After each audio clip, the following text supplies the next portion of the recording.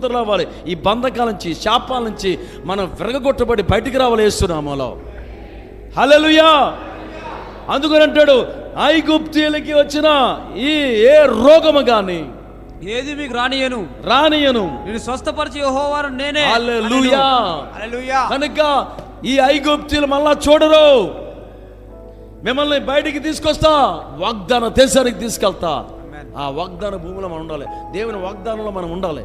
దేవుని వాగ్దానంలో మనం ఫలించాలి. దేవుని వాగ్దానంలో మనం ఆనందించాలి. మన జీవితంలో, మన కుటుంబాల్లో, మన పిల్లల్లో, మన ఉద్యోగాల్లో, మన వ్యవసాయంలో, మన పనుల్లోని, మన సేవలోని దేవుడు దీవెనలు మనతో ఎప్పుడు ఉండనుగాక. ఆమేన్. కలగనుగాక. ఆమేన్. ఇస్తాడు దేవుడు, దీవిస్తాడు దేవుడు, ఆశిస్తాడు. ఎప్పుడు కట్టడలు అనుసరించి గాయకొని, ఆయనకు లోపడి, ఆయనకు ఆ మాట గాయకొని, ఆయనకి ఇష్టలుగా ఉండి, ఆయన మాట ప్రకారం నడుచుకుంటే ఇవన్నీ కూడా ఐగుప్తులో ఏ ఎక్స్పీరియన్స్ ఉందో you will not experience again in